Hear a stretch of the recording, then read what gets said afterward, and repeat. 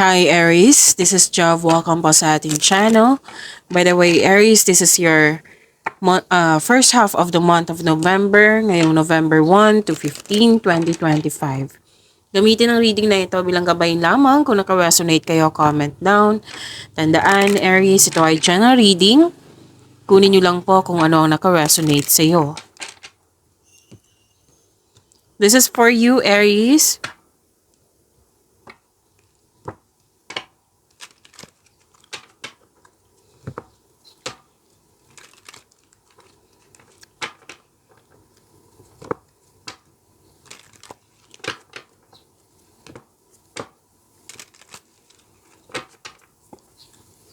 Para po ito sa iyo, Aries, ngayong November 1 to 15, 2025. Maraming salamat po sa inyong patuloy na suporta, sa mga nag-donate, sa mga hindi nag-skip ng ads. Maraming salamat po. Sa mga hindi pa nag-subscribe, subscribe na po kayo at click bell notification para malaman nyo na may bago tayong video.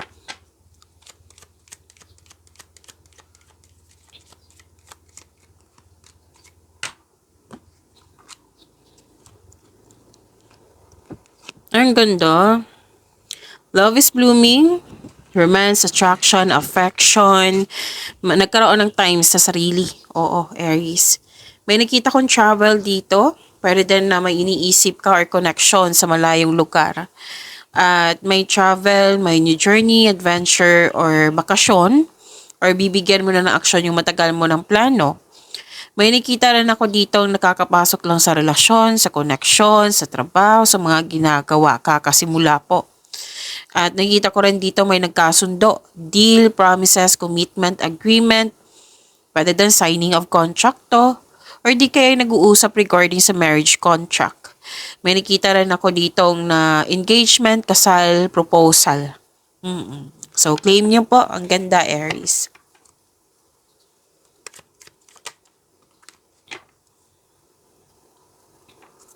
This is about your energy, Aries.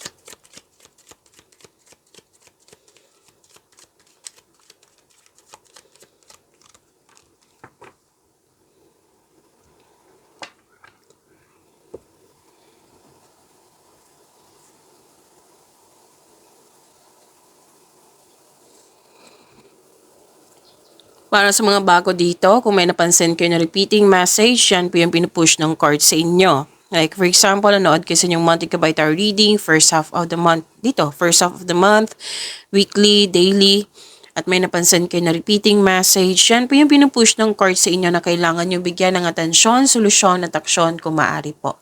So na yung energy ni Aries.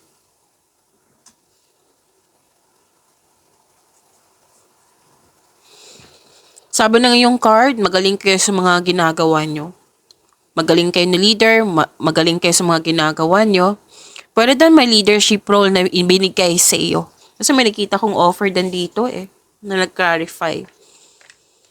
Masusunod yung gusto mo, ideas or plano, you want to win at all cost. You have authority, ginagamit mo ang katalinuhan o lohika para makamit ang tagumpay. Gumagawa ka ng aksyon upang manindigan. Makinig din sa inyong intuition, magtiwala sa inyong boses.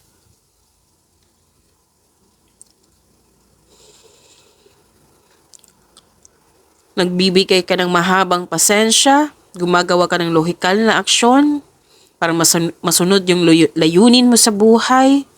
May nakita rin ako ditong okay, so sinabi ko kanina may leadership role, di ba? Basta may nakita akong promotion dito. So, promotion, pwedeng pagtaas ng kita, sweldo, allowance, or ng iyong posisyon. Eto na naman si Miss Job, promotion na naman. Yan yung sinasabi ng card di ba?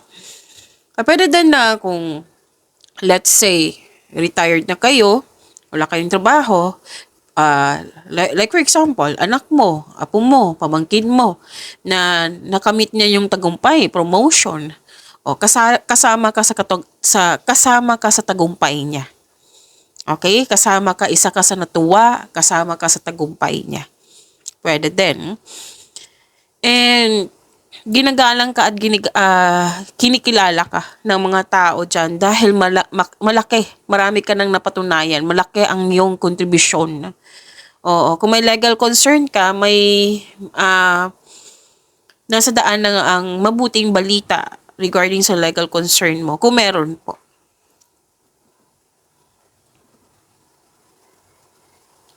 By the way, Aries, kung napansin nyo na iba yung boses ko, still, may sipon ako, may ubo, mas lumala. Oo.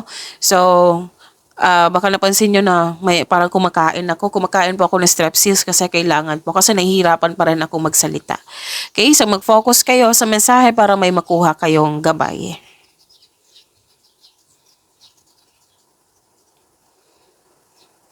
So may celebration ako nakikita dito. Gantimpala, oo. Pwedeng gantimpala to na makakatanggap ka ng mana or yung promotion ha, dalawang card mismo nagsabi nito. Recognition, dalawang card din nagsabi dito. Recognition, promotion. So claim nyo po Aries. Oo. Ilan sa inyo nag-decide na magbakasyon which is lumabas din dito kanina. Posibleng out of town to. Pwede din na mag-a-attend ka ng kasal, monthsary, o mag-celebrate ng monthsary anniversary or pagtatapos ng mga bagay dyan. Or pwedeng achievement din to. May kasal din po ha. Oo, which is nakita ko rin dito. Basta nakikita ko dito celebration and masaya ka. You deserve this. Oo, sabi ng yung card, you deserve to celebrate your success.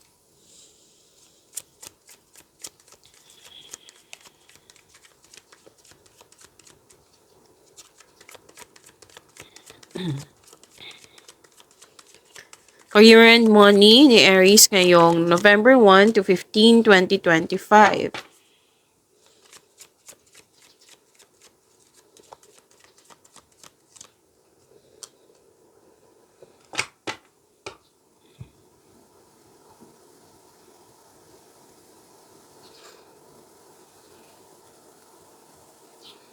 Nakikita ko dito,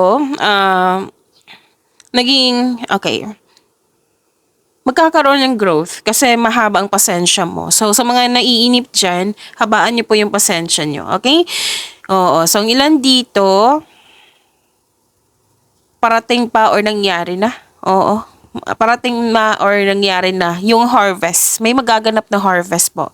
Pwedeng nangyari na, pwedeng parating pa ito. Ngayong November 1 to 15, first half of November. Basta resulta po to sa inyong pagbigay ng mahabang pasensya. Nagbigay kayo ng sipag at syaga. Malapit ka ng mag-harvest. Okay? So, habaan ng pasensya, and ipagpatuloy mo yung pagsisipag sa mga ginagawa mo. Kasi sinabi naman ng card nyo dito na ma-achieve mo yung gusto mong kasaganaan. So, stay patient, be grateful, stay positive. Oo, sabi ng iyong card. Claim nyo po, ang ganda. So far ha, ang ganda ng cards nyo.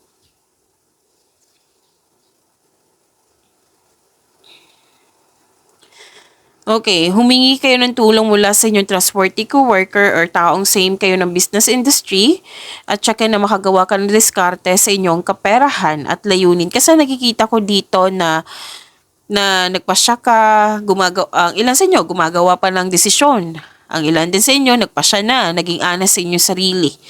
Oo, so gumagawa kayo ng desisyon. So, para makagawa kayo ng best decision or best choice, you can gather information from those na may experience na sa buhay, lalo na sa naka-align sa inyong business industry. Okay? At tsakin na makagawa ka ng diskarte sa iyong career and money, sa iyong layunin sa buhay.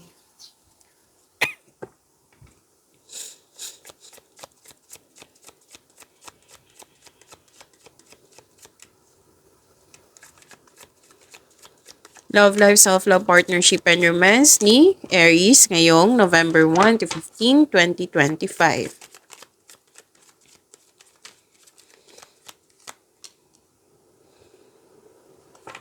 Kaya pala gusto mong magbakasyon kasi pagod ka dito.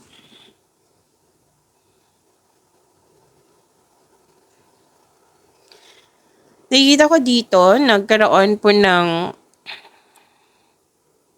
Okay. prepare yourself kasi may parating sa inyo na bagong tao, pwedeng kaibigan, pwedeng liligawan mo or manliligaw, na very active.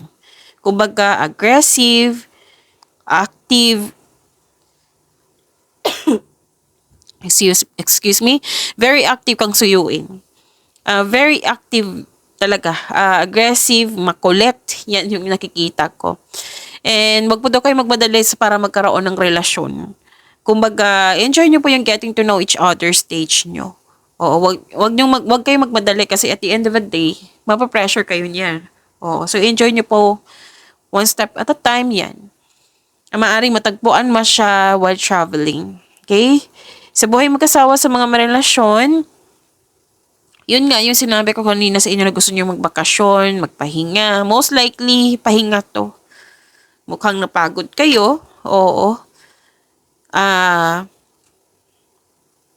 Gusto mo ng space. Kasi space is a sign of respect sa inyong sarili, sa kanya, sa inyong sitwasyon. So you have to relax, calm your mind, and reflect. Tamang tulog, tamang meditation ay kailangan. Ang pagpahinga po ay nakapagbigay ng increased productivity and a healthier mental state. So tama tong gagawin mo na mag-rest muna. Okay? Okay. So pag-imanin niyo po yung blessings na binigay sa inyo, Aries, see you tomorrow. Maraming salamat po.